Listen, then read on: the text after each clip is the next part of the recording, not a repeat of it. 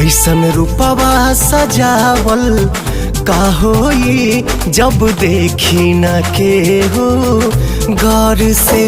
ऐसन रूपवा सजावल का होई जब देखी न के हो गौर से। जब देखल चाही तू करेलू नहीं, मन गुजरेला गजबे दौर से।